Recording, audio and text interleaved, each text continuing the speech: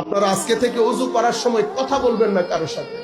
ওযু করার সময় আল্লাহর দরবারে ধ্যান করবেন, ধ্যান করে একটা তওবার ওযু করে ফেলবেন সাথে সাথে। আল্লাহ, এই হাত দিয়ে যা গুনাহ করেছি তুমি ক্ষমা করে দিও। মাওলা, এই মুখ দিয়ে যে গুনাহ করেছি ক্ষমা করে দিও।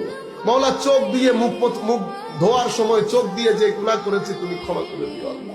তাইলে একটা তওবার ওযু হবে, একটা পানির ওযু হবে। পানির যে ওযু, সেই ওযুর মাধ্যমে আপনার গুনাহগুলা ঝরে যাবে। তওবার মাধ্যমে একটা নূর জমে যাবে। আপনি যখন এই ওযু নিয়ে নামাজে যাবেন, আপনার নামাজের টেস্ট ডিফারেন্ট হবে, নামাজের টেস্ট ডিফারেন্ট হবে, আবেদন ভিন্ন হবে, রুকু সিজদা ভিন্ন হবে। আপনারা বুঝতে পেরেছেন? এই জন্য আমার আল্লাহ রাব্বুল আলামিন বলছেন, আল্লাহ পবিত্রতা অর্জনকারীদেরকে ভালোবাসেন। এটা তো প্রাইমারি পবিত্রতা অর্জনকারী। অতঃপর আমাকে যেটা পবিত্র করতে হবে, কেন আল্লাহ বান্দার প্রেমে পড়ে যায়?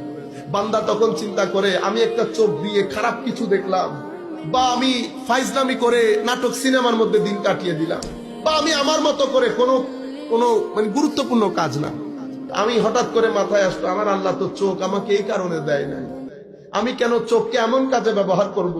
এই চোখ দিয়েই তো আমি আল্লাহর জিয়ারত করব, এই চোখ দিয়ে আমি নবী করিম সাল্লাল্লাহু আলাইহি ওয়াসাল্লামের জিয়ারত করব।